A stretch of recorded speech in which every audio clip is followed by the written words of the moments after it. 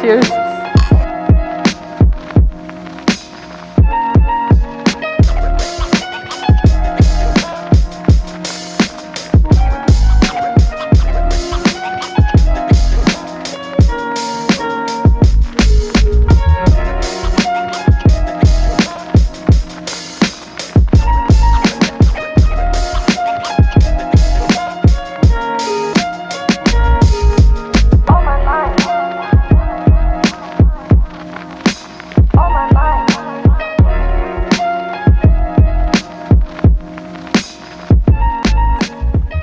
Hi. Hi, Fadi. كيفك? Good, كيفك? Good. Nice being back here. It's good to have you, always. We all- love having you. I love being here. And I love experimenting stuff with you guys. I know. With the wines, we've had a blast. Yes. With the beers, I've tried a few and they're fantastic. And Time to do something. And I see some of them are already bottled. Some of the things I saw last time were not bottled, Yes. are already in bottles. Yes, exactly. What's happening in Taybeh? COVID. Because of the current situation with COVID, things have slowed down and we've postponed a lot of our projects, like the brew pub that we were supposed to open in March. We postponed that for next year to make the funky beers with the special local ingredients and stuff like that. But lately now we've launched our seasonal winter lager, which is a Christmas winter lager made with local spices. We have honey, cloves, nutmeg, ginger, and cinnamon. Yeah, That sounds nice. it's very perfect for the season. We'll give you a taste of And that. how are the wines doing? Wines are good. We have 6 types. So what are we going to taste today? Well, I have at the moment the IPA draft. Let's go for it. Want to try that? Yalla. Love it.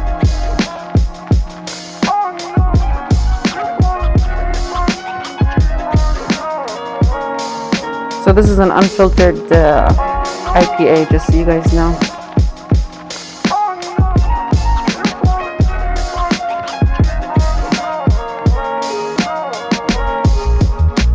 This is exciting. We're going to get your IPA. Yes. It's the first time I tasted actually. Really? Yep. Oh, this is Kanaan's recipe. And fresh here, Yeah. it's going to be different. Excellent.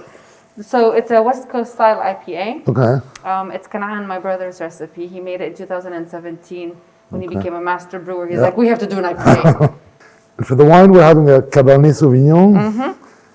We just opened it. Yes. It needs a bit to breathe. We'll leave it to breathe. We'll leave it to breathe and then we'll enjoy it after the beer. We'll drink the beer first.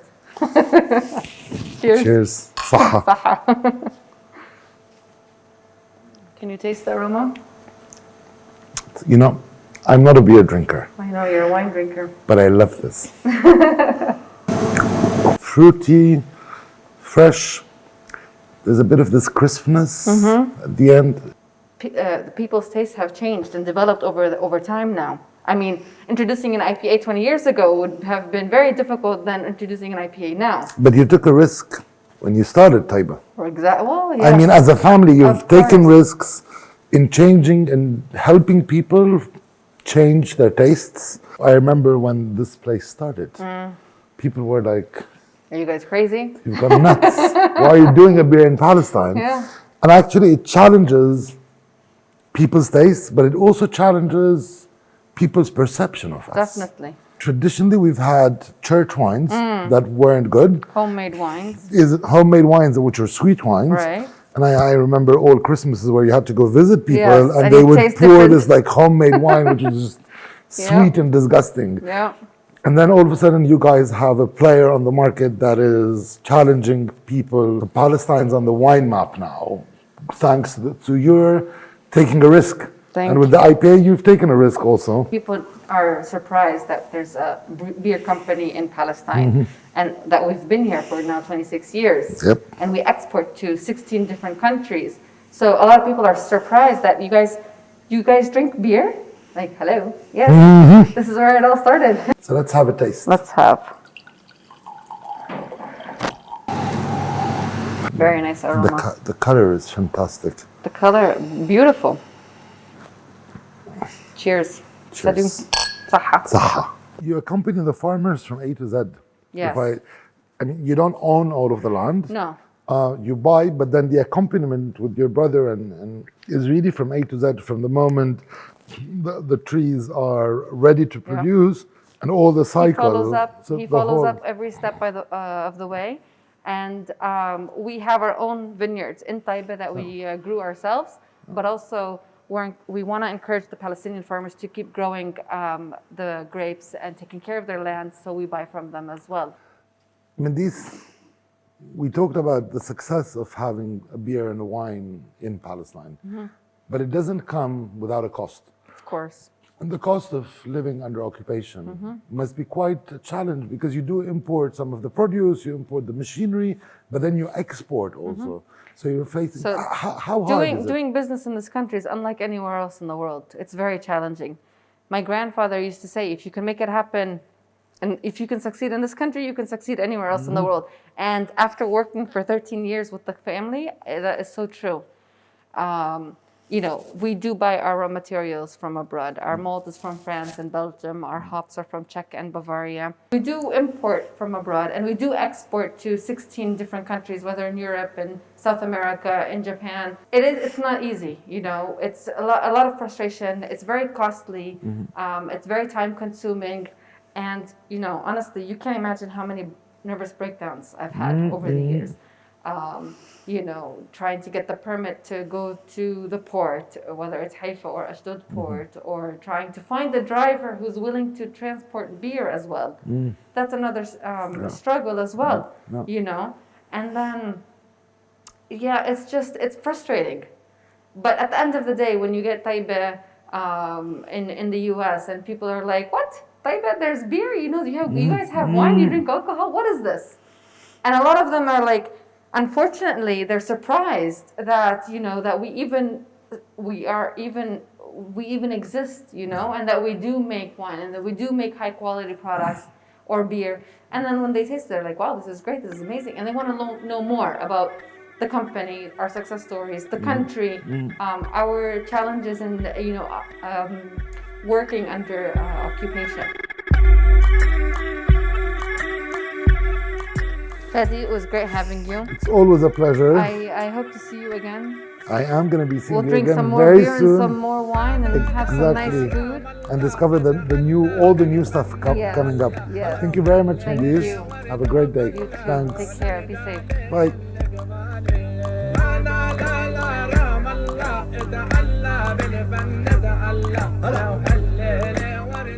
جميل.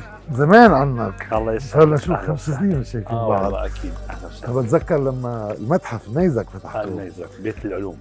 هلا برزيت شو تاريخها؟ برزيت بنحكي عن 3000 سنة. هي برزيت أصل التسمية بيت الزيت. اوكي. نسبة لخربة بيت الزيت اللي هي بتقع من البلدة القديمة بالاتجاه الغربي. اوكي. وهي مرت على عدة فترات وحقبات تاريخية، روماني، بيزنطي، فترة إسلامية قديمة. وما زال بعض المباني والآثار شاهدة على هاي المنطقة. كان سكانها بمنطقة بيت الزيت، ومن ثم تعرف الناس بتكثر وصارت تمتد، فأجت على البلدة القديمة اللي احنا هلا موجودين فيها. يعني هاي من أي فترة انبنت؟ يعني هاي بنحكي من الفترة المملوكية والعثمانية وطالع. يعني زي كثير من المدن الفلسطينية اللي فعليا العمار الكبير صار فيها أو التوسع صار بالمملوكية وطالع ومن ثم نعم بالضبط. كلهم نفس يعني شوف البلدة القديمة يعني هون هي مترامية، بس مش بسموها قرى الكراسي. مشان نكون عارفين في فلسطين عندنا قرى الكراسي اللي هي أيام الحكم العثماني كانت تجبي الضرائب من الفلاحين. لكن برزيت لأنه عنصر الزيت وعنصر شجر الزيتون الأساسي هذا مكن من السكان المحليين إنه يعني يقدر يبنوا مباني إلها طراز معماري هيك يعني محترم.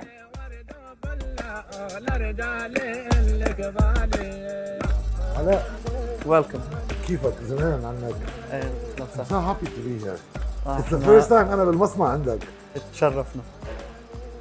شيبرد شيبرد مش بس بيرة، اتس كلتشر، كل شيء هيك. بحس انه انتم بتشتغلوا بمليون شيء حوالي البيرة، بس صحيح. الاساس هي بيرة.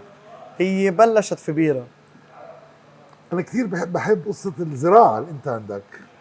بحب افهم اكثر، بالذات عرفت هلا في هوبس، في اعشاب، في مليون شيء عم تشتغل عليه. بلش المصنع يعني بدك تقول بال 2013 وبلشنا انتاج بال 2015.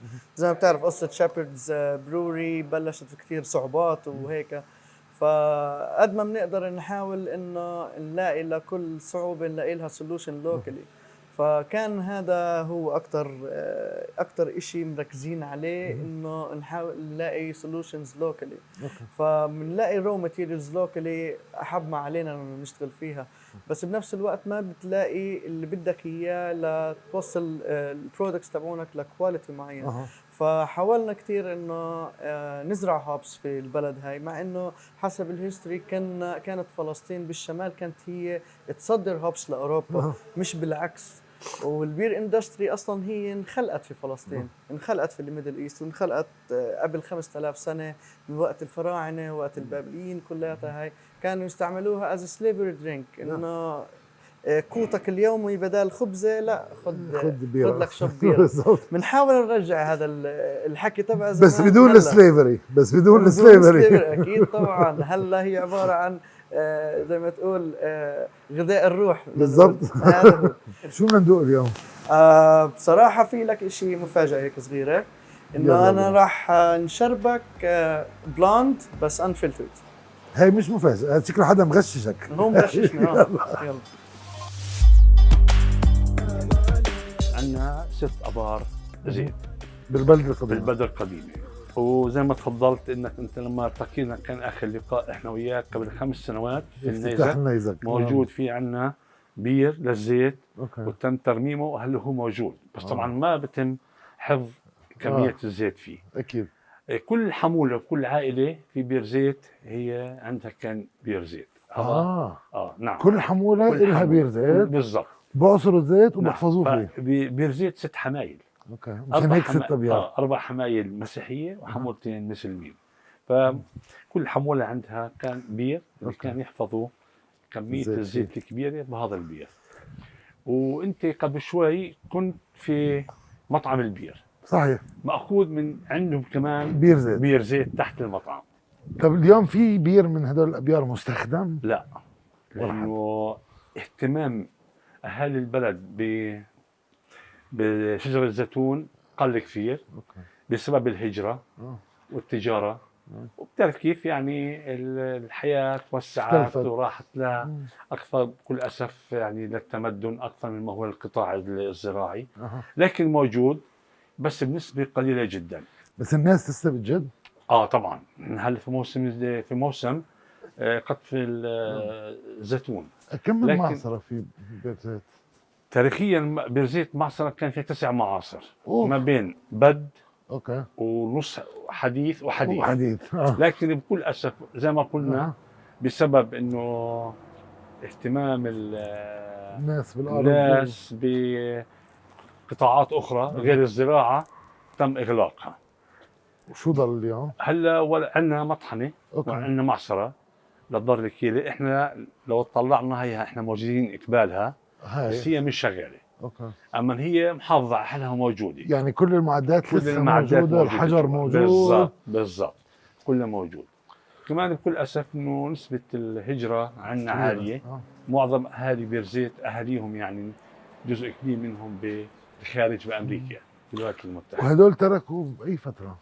يعني 48 ولا قبل؟ يعني لا، نقدر نحكي يعني ذروة السفر بالخمسينات من القرن الماضي. بالخمسينات القرن الماضي. بعدين بالثمانين اكثر واكثر. وما زالت الهجرة عندنا موجودة. لسه موجودة. لسه موجودة. وانتم هون بتحاولوا بين الروزنة والنيزك والمشاريع شوي تخلوا الناس تضل. بالضبط. يعني تخلقوا حياة ثقافية بالبلد اللي عم بتساعد الناس شوي، بتشجع الناس تضل. نعم بالضبط. المفاجأة كمان انه من التانك دغري. لا فريش. واو فريش. انا محظوظ اليوم كثير. هاي بلوند لاجر. صار لها بالفرمنتيشن almost 3 weeks 4 weeks. زي ما انت شايف البير انا شامم already. شم. It smells.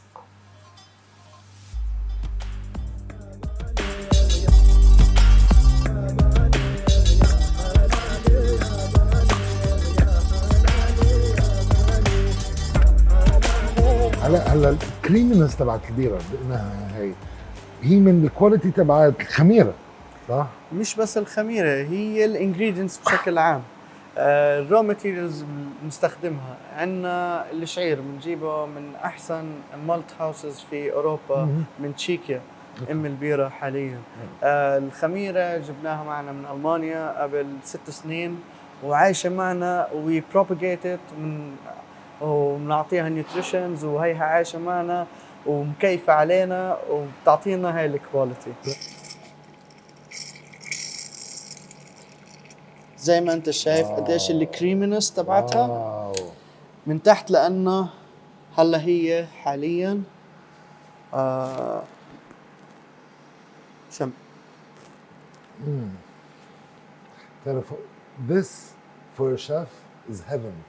Do you know how much bread I can make out of this? I can feed Birzeit most probably with this yeast. You know, with yeast, it's very tricky because it takes 1 degree too much for yeast to become wild horribly yeast. smelling wild yeast that's going Exactly. crazy. And it takes, if it goes under, it's fine. You can always revive it. It's difficult, but you can revive it. This smells just perfect. There's no vinegary smell, which is a dangerous And smell. acidity. And the acidity of it. You know, can I do something which is not allowed to be done? Yeah, you can taste it. I have to do it. Next week, you're all going to be having sourdough bread out of this. I love it. صح. Cheers. This is wonderful. خطرت في بالك ريسبي؟ بتجنن. يس انا تعرف شو بدي؟ بدي الفوم. الباقي خليه لك. Thank you very much. صحتين. شكرا.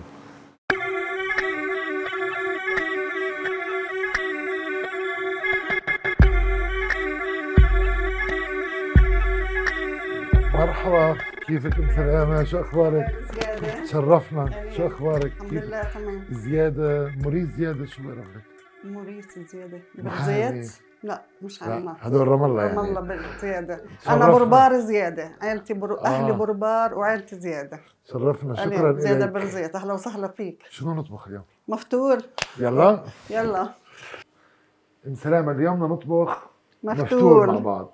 احنا ببيت لحم نطبخ مرمعون اللي هو نفس الشيء بس مع بندورة. احنا ببرزيت بنعمله بس مع شوربة الدجاج والحمص، والدجاج بنعمله احنا بنسلقه بس ما بنحط بهارات بودرة عشان تخرب الشوربة. كله بنستعمل عودين اللي هو ورق غار وقرفة عودين، حب هيل، حب بهار وحب فلفل اسود. طب والمفتول هذا؟ نعم هذا المفتول بكون محبل مرة واحدة. نعم شغل ايد. عندنا ست هي انا بفتل، بس لديك الوقت انا جبتها من وحده ست هي اللي راحت معي على مصر هي. بس انا في شيء مهم للمشاهدين، انه هذا بكون محبل مره واحده. This is Maftoul. It's not couscous. We as Palestinians do Maftoul. These are done by hand, and it's burghul مع طحين قمح. White or black, dark wheat, both. Yes. And they're rolled by hand. It's not couscous, even though people tend to call it couscous. If we're going to talk about culinary appropriation, sadly, we've heard a lot this being called Israeli couscous. There's nothing called Israeli couscous. This is Maftoul. And then there is couscous. Maftoul. Exactly. There is couscous, which is North African. Yes, it's present in Israel, but it's a totally different dish. And this is done by hand. Yes. You do it by hand, and you have friends who do it by hand. Okay. So what are we going to do now? When I can do it, I can. If I have time to do, I'll do. But if I am busy, I have to buy it from one. She's my friend. سؤال نعم. كيف بتحافظي عليه بالفريزر ولا أنا بالفريزر. ناشف؟ بالفريزر. بالفريزر. ناشف مش بحاجة لناشف، إحنا الناشف لما بنوديه لبرا يعني. أوكي. بس هذا بنخليه إذا بدنا بنعمله زي ما هو تهبيلة واحدة بنضبه بالفريزر. إذا ما بدنا أو بدنا أكتر بكون مجهزينه ثاني مرة مع البصل بنفرزه أي وقت بدنا إياه بنطوله بنطبخ منه.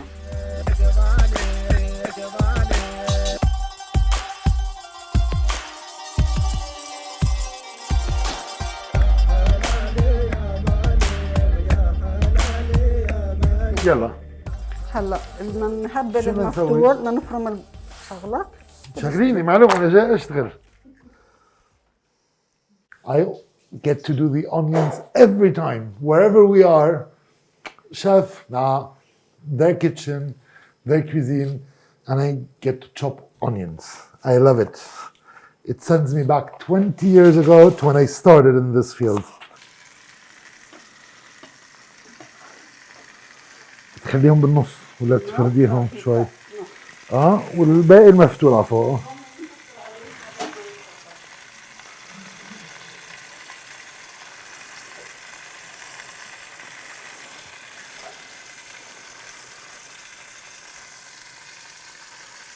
So now the chicken is cooking.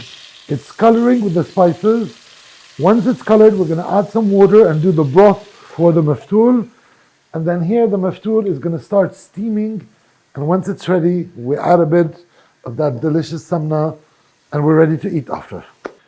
Imm Salama, جاهزين وريحته بتشهي. يلا. هلا انت كيف تسكوي؟ اول شيء المرمعون او المفتول سوري او شوية حمص. شوية حمص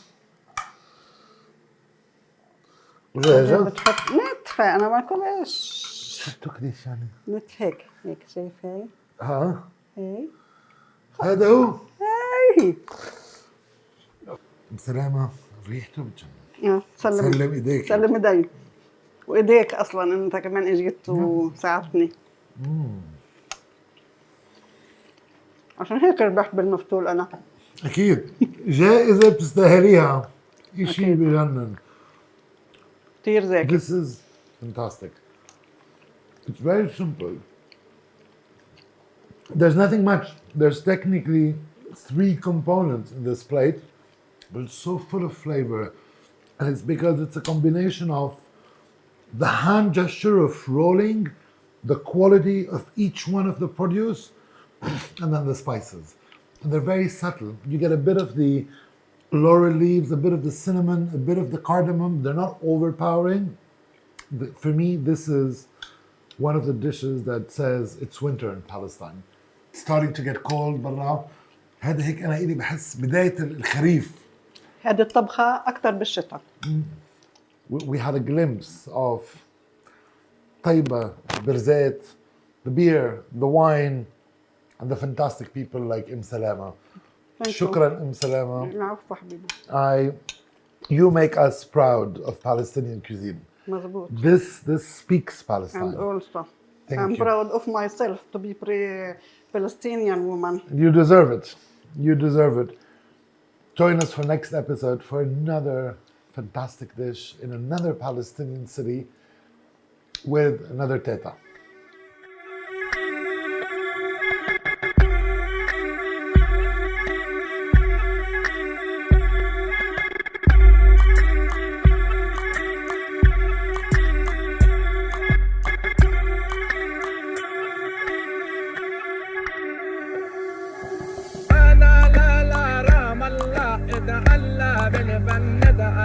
هلا وحليلي ورد وبلا لا رجالي اللي قبالي